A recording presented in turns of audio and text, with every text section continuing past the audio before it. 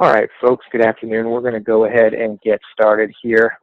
Anyone else that is going to join can just jump on, but we'll get things rolling with today's webinar as time is of the essence.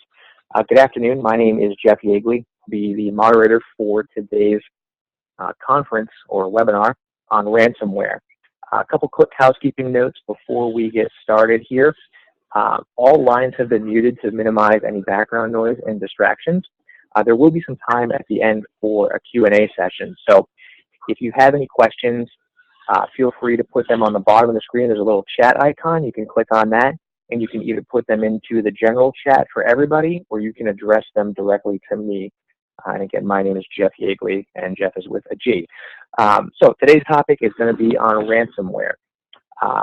Today's presenter is Adam Cravedi, who is our VP of Information Security Practice here at Compass.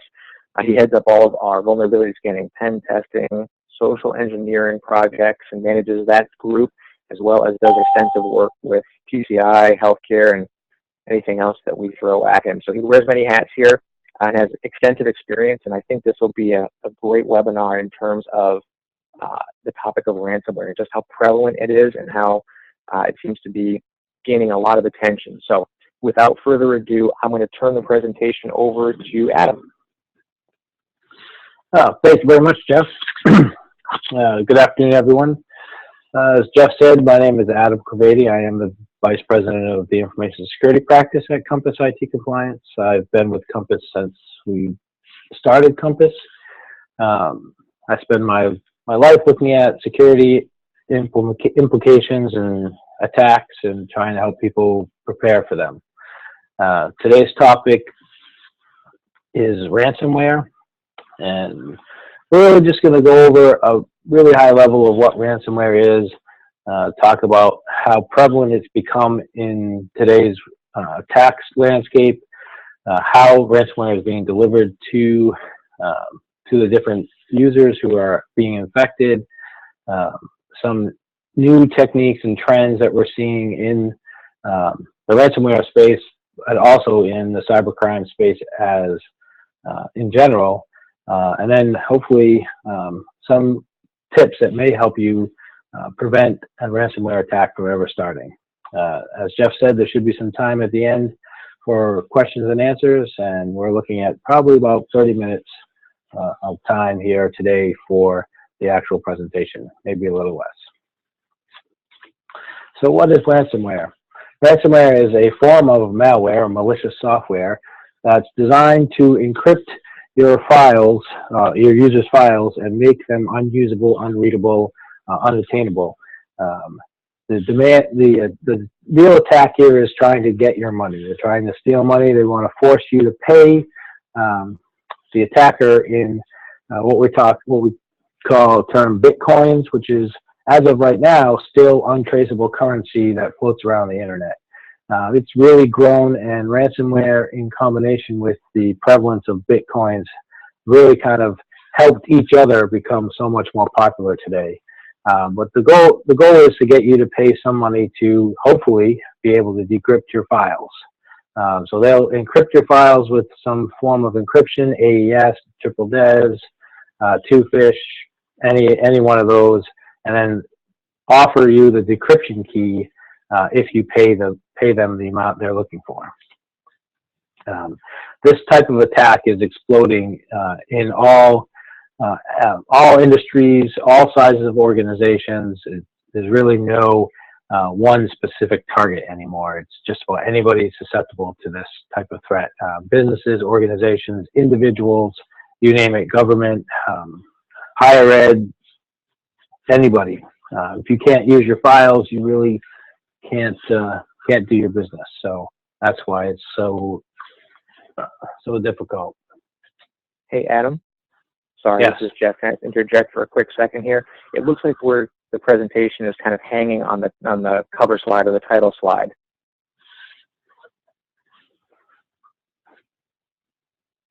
Oh, look at that. It says it's paused.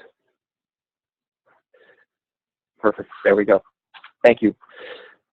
I'll back up real quickly if I can. Okay. This is today's agenda. That's what we'll be talking about today. we talked about what is ransomware, malware, encrypts files, make me pay to get the decryption key, and it's growing. Thank you, Jeff, for that. So trends today. Obviously, you pay for the decryption key. We're seeing some cases where that decryption key doesn't work. You pay, they send you a key, your files are still locked. That's not very helpful, and probably very frustrating. We see some new schemes in ransomware where they're actually threatening that you pay or will not only not decrypt your files for you, but will release your data. These new ransomware variants are able to download files from your computer and make them available to the attackers, and that's also very risky and a new threat. We also see some new variants such as the Server 3 variant, which has the ability to use the stop process function to stop database processes in order to encrypt database files. As you know, if a database is open, the files are actually locked in a state where it can't be altered, but if we stop that database, we can now encrypt the files inside that database. So that's very scary. Also see some new variants that are able to encrypt binary files. So in addition to selecting all of those documents, PDFs, images, you name it, we now are looking at possible encryption of application files. Obviously, these new advances are much more dangerous and could become even more costly for organizations who get infected by this type of attack. So just some statistics. There's an estimate that attacks, including ransomware, are up over 500% from last year. There's an estimate that ransomware infects 30,000, 35,000 machines per month. That's worldwide. And the asking for payment is doubled from last year on average. And new variants of ransomware files or attacks are increasing all the time and up over 600% from 2015. So how do we get these ransomware files onto people's computers? We're definitely seeing some advances in sophistication, but the number one way right now still remains through email, phishing, and other types of email attacks where we convince the user to click on a link. Once they click on that link, the file gets installed or the application gets installed and it starts encrypting files right away. We see some attacks using a function we call drive-by downloading, which is where we compromise a website, put an invisible object on the site that automatically downloads the file. You don't even know about it. It executes and starts encrypting files. We also see some attacks in the social media space. In fact, right now there's an attack going around that says Brad Pitt has killed himself because he can't stand life without Angelina Jolie.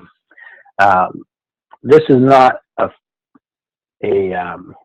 ransomware attack today, but it gets you to click on a link that says here to see exclusive photos of Brad Pitt's death. Click here, which can turn your machine into a zombie using some sort of botnet or some other method of phishing, but that could also be used for delivering ransomware. And we see that going around on Facebook right now and some direct emails. Also going back to some old school methods using Microsoft Word and Excel macros to deliver this type of content. And then I just was recently reading about a ransomware attack called Verlocker, which turns every file it encrypts into a polymorphic file infector, just like a normal virus, where it encrypts a file, and when a user clicks on that file to open it, it now becomes the ransomware attack vector that encrypts all the rest of the files. So this method here is can spread like a virus. It doesn't need email or any other method to be propagated. If you're sharing files with people, this can encrypt all the files of that new user once they click on a shared file. Very scary.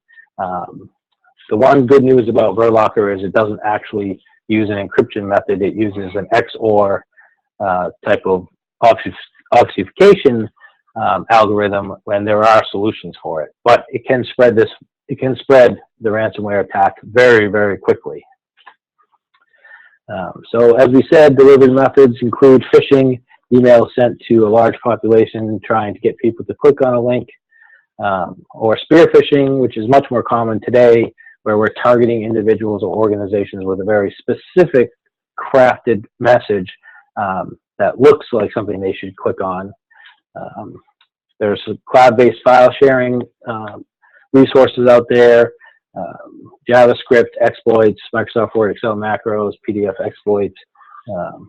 An attack similar to Verlocker using cloud-based file sharing could spread through an international organization or any other organization really quickly and make it nearly impossible to eradicate that type of attack. If you miss a file, somebody clicks on it, it reinfects everything. Like I said, we're also seeing some attacks through social media websites, Facebook, Twitter, YouTube, LinkedIn, Pinterest, you name it.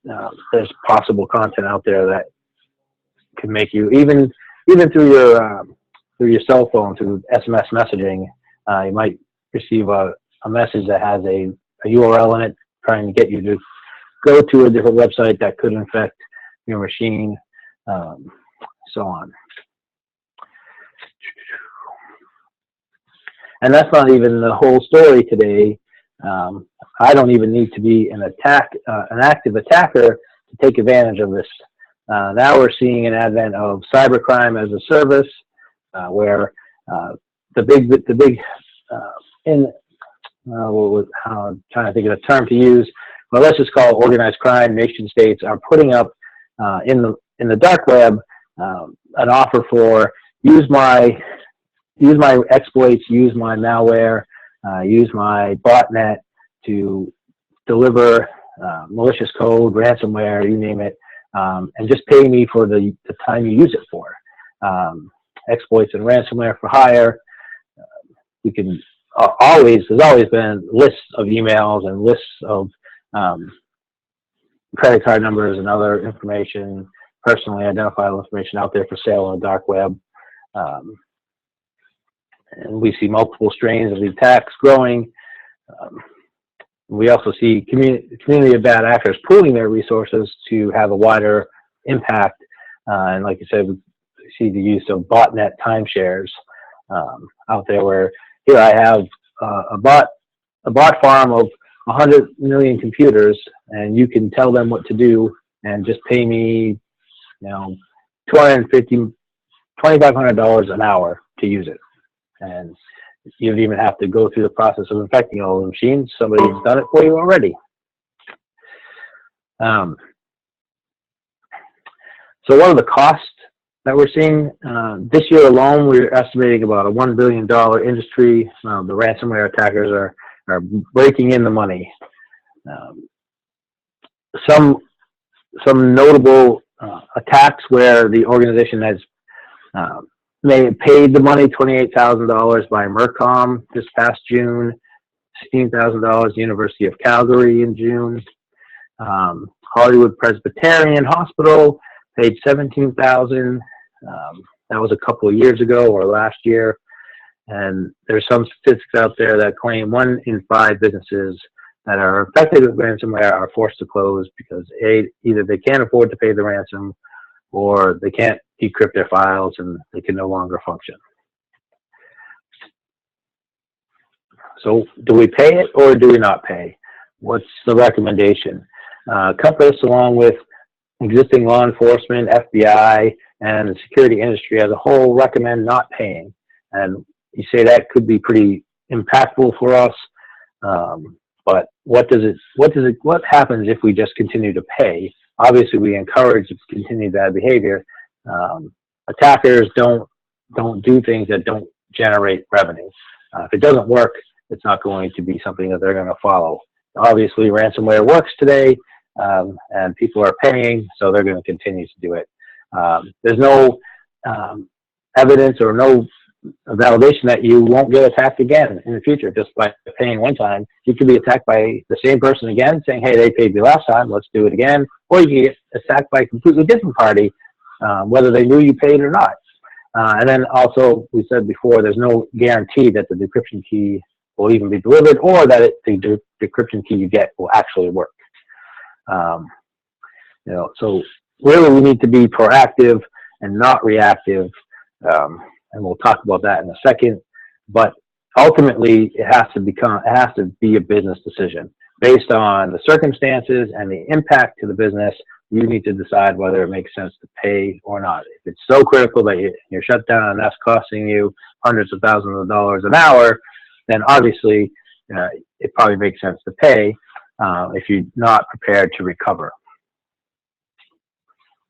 So there's just some tips on what we can do to protect ourselves from this. The number one step here is security awareness training.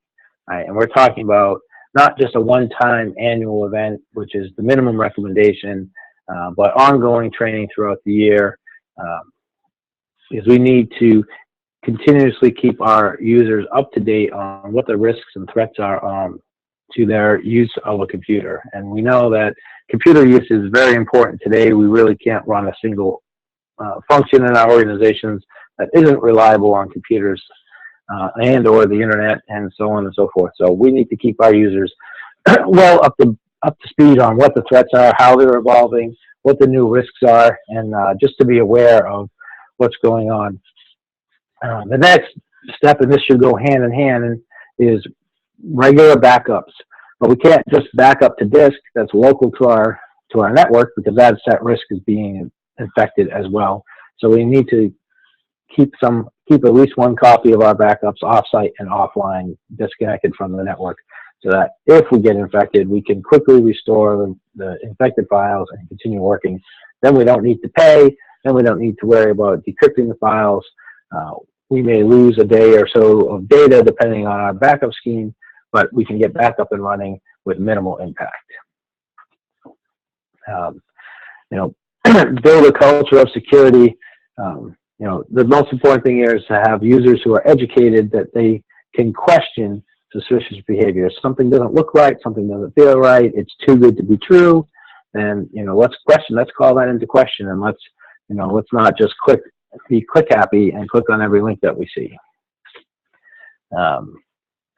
Patching as well. We keep our systems up to date so that there aren't any weaknesses that can be exploited by this, and that this is nothing new. Nothing on here is actually anything new here, but we just have to make sure we don't get lazy about our security. And then the other big piece here is to limit the use of privileged accounts. We see this still very often, that end users have local administrative rights to their machines. This means that as a user, I can install software, I can update my printers, I can change my background, I can do all kinds of things because I'm an administrator, so I have full access. This is easy from an administrative perspective, letting the users do what they need to do. But sorry, my computer just changed its screen. There we go. But it's also allowing users to execute files and install files, and that's where this ransomware really works. If the users don't have the permission to install a file or run an application or run an executable, then the ransomware can't get installed and it can't encrypt files. So we want to minimize or limit the people who have privileged account access. Some good places to look for information: SANS, Security and the Human. They have a whole library of short, quick videos based on information security that can be used as part of a security awareness training program.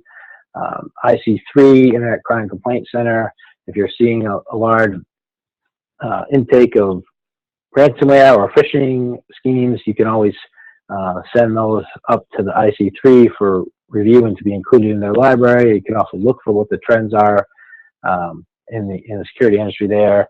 And of course, pay attention to the Compass IT Compliance blog for continuously new content on the landscape of the security world. So that's my presentation. So now I'd like to open it up for any questions. Awesome. Thanks, Adam. Great job. Folks, if anybody has any questions, you can go ahead and feel free and put them in that chat box again on the bottom here. Again, either to the entire group of everyone, or you can send them to me directly, privately.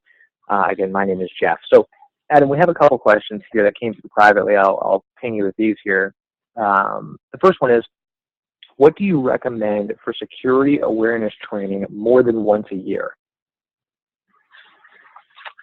Yeah, that's a great question, Jeff. And it doesn't have to be anything formal. You know, your annual security awareness training program today may include a 20, 30, 45-minute presentation on what's current in security or what's happening with your organization. But, you know, you can always do quick little entries into, if you have a monthly newsletter or a intranet that you're sharing information across the organization with. You could always have a security corner with, you know, what's recent, what's happening, what's new attacks, new threats that are out there. You could look into a program like Securing the Human or another computer-based program where they have short little videos. Securing the Human videos about 7 minutes long each, so it doesn't really take a lot of time. And it's just getting information out in front of the user on a consistent basis.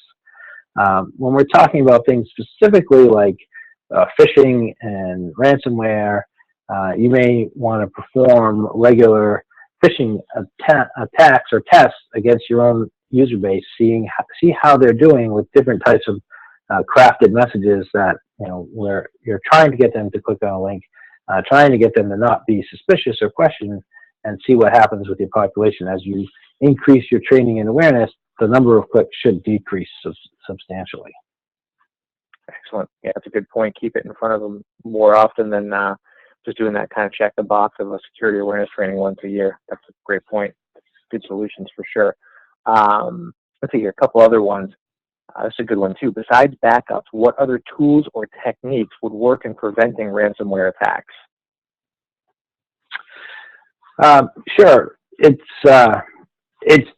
you know, the prevention step for ransomware is difficult, especially if we're allowing users to click on links that come into their email, because we're bypassing all of our external border type security firewalls, IDS, IPS, such things like that. So one good step that we mentioned was limiting privileged accounts, essentially preventing users from executing applications.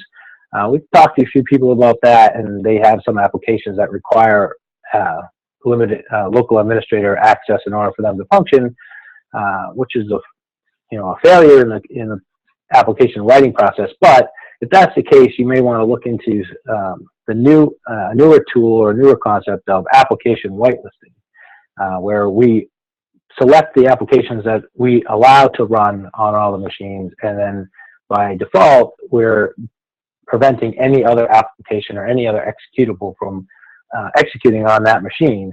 Therefore, again, preventing ransomware and other types of threats from actually ever executing.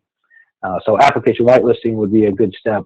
We're also seeing an increase in behavioral analytics as a replacement or as augmentation to typical antivirus, anti-malware software, where it's looking for functions that are happening on your machine that are not normal or not expected to happen. So those are a couple other ways where we can start looking into preventing this type of attack. Gotcha. Good stuff. We have actually a bunch more questions here, so let me see if we can get through some of these ones here. Have you seen any infections through Google Docs? I don't have a specific example of that happening, but if the application, but if you're connected to Google Docs and you have the sync turned on to sync a file, that's not limited to Google Docs. You could do that through Box, Dropbox, any one of those where you're actively syncing files or keeping a folder connected and open. Then if you're infected by ransomware, all the documents that are up and connected in that folder or through Google Docs could become infected as well. If you happen to get the perfect storm of sharing files with users and attacked by a ransomware variant that works like Verlocker, where it self-propagates itself, you could spread that virus that way. But I don't have any specific examples of that happening today that I can call out as an example. But it is possible, and in theory, could work that way. Sure. Okay. Makes sense. You mentioned that malware can be spread from a mobile device such as an iPhone, Android, or iPad tablet. How does this happen? I know me from my personal experience and having, Macs and iPhones and that type of stuff, built into the iOS system is, what they call handoff, where you can basically continue one task that you started maybe on your iPhone, and then that picks right up on your Mac or your iPad or whatever the case might be. But can you talk a little bit about that, Adam, in terms of how we can kind of protect ourselves? How, of course, it's common, especially everybody wants to do things much faster, right, and have the ability to transition from device to device pretty quickly. What are some steps that we can take to kind of mitigate that risk around that? Can that risk be mitigated, I guess, would be a good first question. Sure. Well, at the moment, I don't know of any specific ransomware or malware that's jumping devices, but the threat vectors, the threat actors, are using the different methodologies, such as SMS, texting to deliver potentially bad content. Now, if you're like me and need glasses to read anything, you may cut and paste your URL off of your text message and into your computer to see what happens. Now, don't get me wrong, I don't actually do that, but I'm justifying the way that I might copy a URL off of a text to see how that would happen. And then now you're moving that URL around, or you could forward that URL as an email to yourself. Some people have their text bouncing to different devices. So as of today, I don't know of a specific attack that's jumping device types. Like if you receive a URL on your Android and you click on it, well, it may or may not affect your Android device or your iPhone, depending on what files you have on there. But with the advent of mobile computing and mobile device use and iPay, Android Pay, and things really moving quickly to a mobile environment, I can anticipate that, especially in the Android world where everything's open source, there will become some attack that will definitely impact you from that perspective. But I'm not sure the threat is really bouncing from one device type to another or spreading from your iPhone and then infecting your entire computer network. If you share files, I know that I can open Word docs and Excel docs and PDFs on my phone. And if you're sharing that through a service such as Dropbox or any of the others out there, maybe even Google Docs, you could potentially infect those applications from your phone and then have them infected up in your shared folder and then bring them down to your computer. I can see that happening. As far as prevention goes, it's going to be the same advice. It's be suspicious. Don't click links. Especially if they come from an unknown party. But even if they're coming from known users, you want to be aware of what that content really is. It's much more difficult to see the true URL on a mobile device because they don't always show you the address bar and the URL link based on screen space.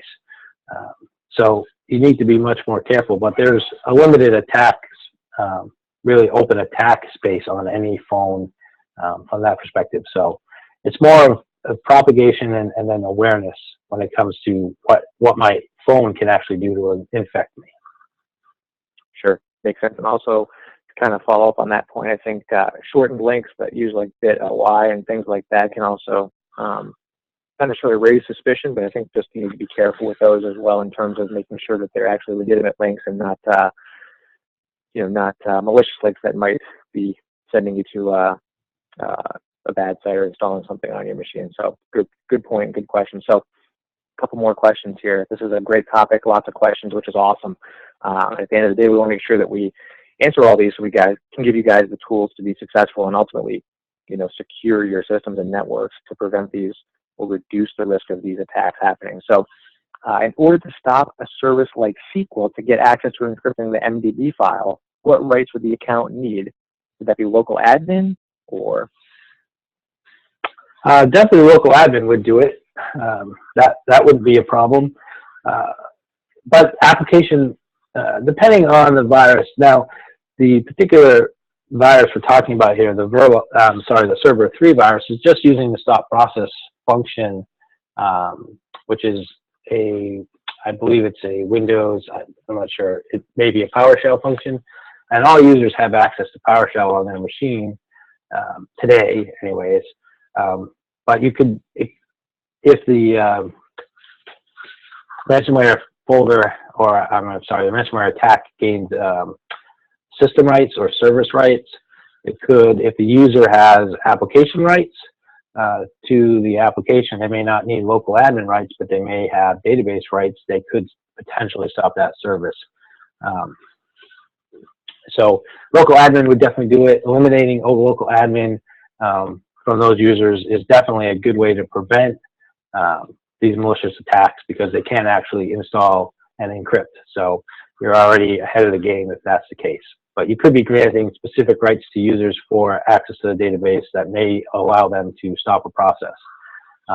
Or the attack may be more sophisticated, and it may be elevating its privileges if that's possible. And we know we can use PowerShell to elevate privileges pretty quickly and pretty easily even without local admin rights. So we have to know what users should have access to and limit their access to only that what they need to perform their job. Good point. Good point. Makes sense. Next question is, do you have any procedures defined if your network becomes infected with a ransomware virus? And I think this is probably going to kind of head down the path of more of incident response planning, right? And having that plan in place for really any type of security incident or data breach that might occur or take place in your organization. So maybe you can kind of chat quickly about that, Adam. Yeah, Jeff, you're exactly right. We're talking about now moving towards having a really formal, mature incident response plan. But even so, the first step is identifying the threats. Right? So we start getting calls from our users and say, my files won't open, or I can't find my files, or they've got a really funky name and extension now. What happened? And I get this weird pop-up that says, hey, you got to pay 250 Bitcoins to get, that would be a lot of money, 250 Bitcoins. So probably you've got to pay 2.5 Bitcoins to get these files unlocked. So that would be the first step. Then preventing the spread, if at all possible, if it's spreading, disconnecting that user's computer from the network, checking out shares, making sure we're not propagating this information. Really, making sure, and in fact, a lot of what you do when you're infected comes before you ever get infected. Right? You have to make sure you have good backups. If we're talking about an end user computer, I don't know how many people are using images to propagate or keep their machines up to date, but having a good image or a good backup of local user files, you're hopefully backing up files on your file servers, so you should be good there. And then tracing back to the root cause, trying to find patient zero. Not all ransomware attacks spread across the network, so that may not be difficult. There's like two schools. There's one that's based on attacking an individual, and there's some variants out there that will get a foothold individually and then try and propagate themselves throughout the rest of the network. So finding that patient zero, that first attack person, and finding out how that attack got in, and then taking the right steps to eradicate and then prevent and recover.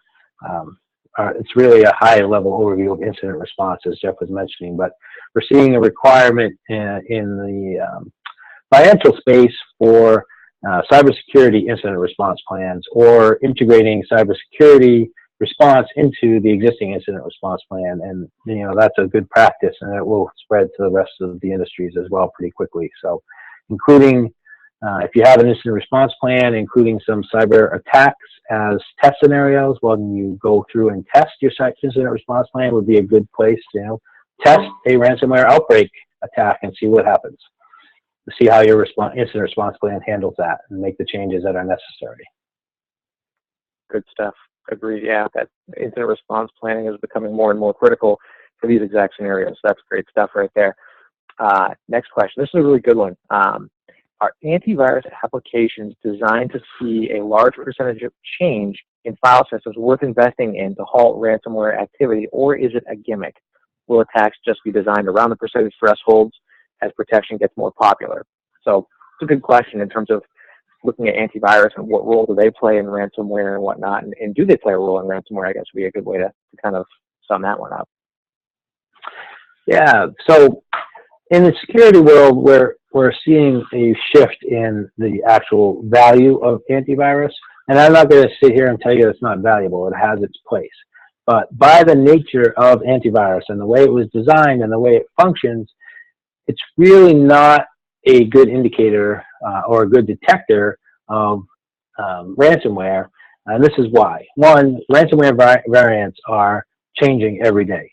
We get new variants of the same attack, but totally different, and that is primarily to evade antivirus. As you know, antivirus software is designed on a prevent what I know scenario. It has a definition base that looks for signatures and specific file types or code, if you will, and can prevent those features or those applications from running. So if I know about it, I can stop it. But with the way ransomware is changing so quickly these days, and the number of different variants out there, and the simple way of changing them, antivirus can't prevent the newer ones from attacking you because it doesn't know about it yet. So it's a race, basically, and the attackers have always been winning that race, but now they're winning even faster. So traditional antivirus really can't prevent it. That's not to say that it won't prevent the ones it knows about, which of course it will. And if an attacker is using an old variant, then you may be protected by it.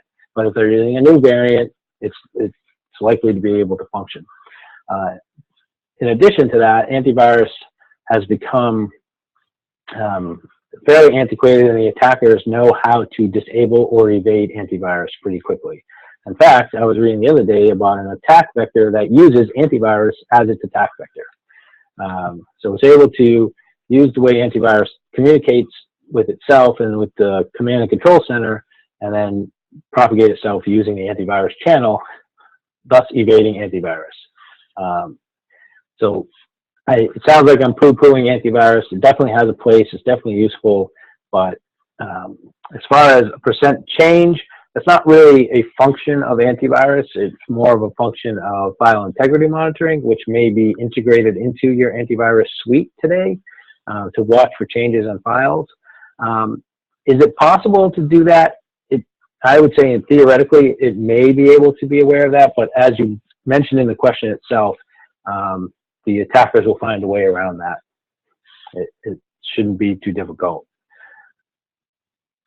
Good point. Yeah, it's kind of like a game of cat and mouse, right? You're kind of playing catch up, and you're right, antivirus certainly has its place, but it's a challenge when it's the, I don't want to say marketplace, that's not the right word to use, but the attack vectors are changing so rapidly and so frequently and so significantly too. So good question, great answer. This is one actually, Adam, that you and I were kind of talking a little bit about yesterday. Do you have any scenario scripts that can be provided for training and testing purposes, or do you recommend any links? And I know that we talked a little bit about securing the human through SANS, and those are some great pieces that you can kind of, tidbits that you can take. And we talked a little bit about KnowBe4 in terms of the information that they share on a very regular basis in regards to that Brad Pitt one, and then the IRS one that we just sent out through our social media channels. Any other links that you can think of to recommend? I know that we have some scripts that we can probably make available for sure to organizations, but anything that you can think of that you want to kind of add to that, Adam?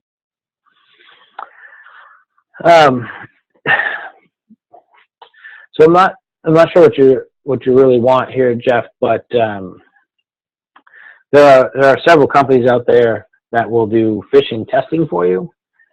They can work with you to generate custom scripts that would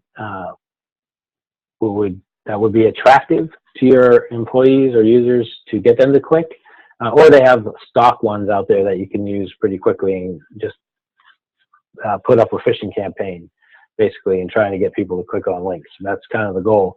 KnowBe4 is one. PhishMe is another. Anybody familiar with, I can't remember his name now. Kevin Mitnick, he has a security consultancy out there, and they do phishing attacks and social engineering testing, because that's what he based his whole entire career on, until he got caught, obviously.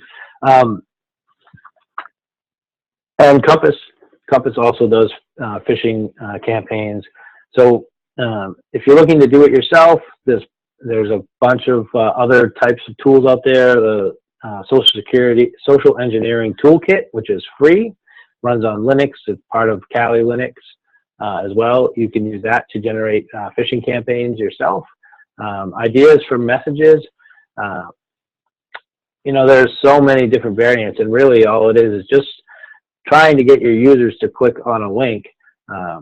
Now, you want to try and be somewhat fair, because if you make it look too legitimate, or if it is legitimate, and then you say, hey, you clicked on a link in your email, and it was real, that's not really fair to the users. So you want to look at things like what are the common tips and tricks for detecting phishing, and then put a couple of those key lines in there. One would be, where does the email come from? So who's the sender? Is that a real valid email address? Looking at the URL, the actual URL of the link to click, is that a real valid URL? Is that, like, if I'm coming from compassitc.com, which is our URL, but I have compass number 1tc.com, which is a valid domain, and only off by one character, but it's not compassitc.com. Is that in the URL? That would be an indicator of a malicious attack. So, you don't want to make it so legitimate that the users are going to click on it, and if they don't, they're not actually, they're just being paranoid, and now they're not clicking at all. So you could do that, but probably the easiest way and the best way is to use a service or an organization out there that's got this set up so that they can give you good statistics and good information, and then you can turn that into some targeted training. Great point. We have two more, Adam. I promise we'll let you get back to your day at some point in time today. Maybe. Just kidding. This isn't really a question, but this is actually a great point, and Mark put this in, and he said that when he entered the webinar, he got the install prompt to install RingCentral, which is what we're using to do the webinar, which he hadn't heard of. And then he installed it, and then thought it would be funny if this was a bogus webinar, and he installed some malware on his machine. So I guess kind of the question around that, and it's not really a question, it's a statement, and it's a good one, though, because how do you know that things are legit, right? So we invited a bunch of people to this webinar. A bunch of people showed up. I'm sure Mark wasn't the only person that was asked to install the RingCentral application or the script to run it. So how do you know it's legitimate? Is there anything that we can do really to know if it is in fact legit, or if we're going to a land of trouble? Yeah, that's a good question. We're bordering on paranoia, but us security experts we're always paranoid, so it's not bad. It's not a bad thing to be. However, if you are in doubt, right, and what we want to do with security awareness training is raise that suspicious level to a certain degree. We don't want it to be over the top, but we want to have people questioning things. And if you got to a point where, hey, we install RingCentral and you didn't know what RingCentral is, the first thing I would do would be to Google it, right? What would we do without Google now? It's amazing. But Google RingCentral. Does it look legitimate? Does it sound legitimate? If you Google it, you'll get a pretty legitimate response, and you'll see that RingCentral is on actually a cloud-based phone system, voice over IP phone system that supports webinars and conference calling and things like that. And Compass actually uses RingCentral, so that's why you got introduced to RingCentral. But find out and ask, right? If Google's not an answer, or Google's not realistic, an end user, you would want them to ask their manager, or ask IT, or ask the help desk, right? And yes, I know the help desk people, if there are any on the line, are saying, oh no, we don't need more questions coming into the help desk. But you really do want them to be asking, as opposed to either not clicking something that's legitimate and just ignoring it, or clicking something that's illegitimate or malicious and then causing more problems. So creating that culture of questioning things that look suspicious, that you're not sure of, that you're unaware of, is probably the only way to do it. And it's not a surefire way of saying we're going to catch everything, because you're probably not going to be able to catch everything. But there are indicators, like I was mentioning before, about the phishing attack indicators, language, the way it's written. That's not so much a problem anymore as it used to be in a long time ago. Probably because of cybersecurity as a service features out there, where people have all these messages queued up and ready to go, and all you have to do is pay for them, and they're boom, send them out. But the language, the way things are written, the URLs especially, the URLs are a dead giveaway in most cases, as whether it's legitimate or not. And if it looks scary, it probably is scary. So just being aware. Awareness is the number one thing here that we can do. And if you're not sure, ask. Yeah, great point. And I've actually written a couple blog posts for Compass on this, and I get crazy emails all the time about accounts that I don't have. And if you just take the extra few moments to take a peek and look and see that the URL looks fishy, it's coming from, I think one of them I got was from a Kansas State University email address, but it was telling me that I needed to update my USAA account, which I don't even have. So it's just taking a peek and looking at those different things. You're right. Next level, I would say next level thinking, but taking that next step and asking that next question is a great way to kind of, I don't want to say prevent, but combat some of these easy ones that could slip through for sure. Last question that I have here. Another great one, actually. If we have an inbound mail proxy, are the add-ons worth the price to have sandboxing and deeper phishing or whaling campaign detection?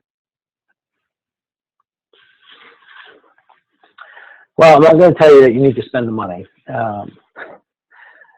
It certainly will minimize the risk or threat, the risk level of how many messages get through, but it's not 100%.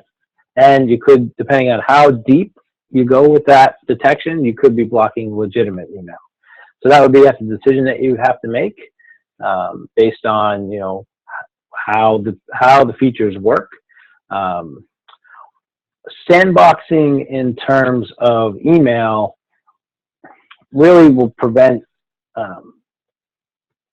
the email exchange server from being infected. I'm not sure how well that would work on the user level unless you created a sandbox for every user, where if they open their email in a sandbox and click a link, it only executes inside that sandbox for every user. Then you'd be helping, you'd be preventing that infection across the network. So that would work to that degree. So it really depends on how the sandboxing function performs. I have discussed sandboxing with a few clients. One client was using it, and they're switching away from that because it was just too much overhead, and they're going to be going to application whitelisting and using a behavioral analytics detection tool to prevent malicious attacks. But sandboxing is one way to do it. The deep dive on the whaling and phishing testing will definitely help minimize the number of emails to get through. Now, just remember, if you invest in that, which could be helpful, and you want to conduct your own phishing campaign to test your users, you're going to have to make exceptions to allow that message through in most cases. So, good point. Awesome. Those are all the questions that we have. So, Adam, I want to thank you for taking the time to do the presentation, answer all of the questions. Thank you to everybody who sent some questions in. Again, this is, information sharing, and this is a team approach to, build awareness around these different threats and attack vectors so we can ultimately, protect ourselves against these different things that are constantly changing. So appreciate everyone taking the time out of their day to, again, attend and also to ask some questions. So this was webinar number 2 for Cybersecurity Awareness Month. Webinar number 3 is going to be next week, and that's going to be on the topic of the importance of IT security policies and procedures, everyone's favorite topic right next to ransomware. So we'll see some email invitations going out to that or for that later today, and then that'll be posted on our website. And then also, just to answer a question that came in earlier at the beginning of the presentation, this presentation slide deck will be available. I'll be sending it out to everybody who registered for the webinar later this afternoon, and then put it on our website. And we're also recording the webinar, so if you want to go back and watch it at a later point in time, that'll be posted both on our YouTube channel as well as on our website. So again, everyone, thank you very much for your time today. Thanks for taking the time to attend today's webinar, and we hope that we will see you guys next week for webinar number 3 on IT security policies and procedures and why they're so important. Have a great day, everybody, and we'll see you next week. Take care.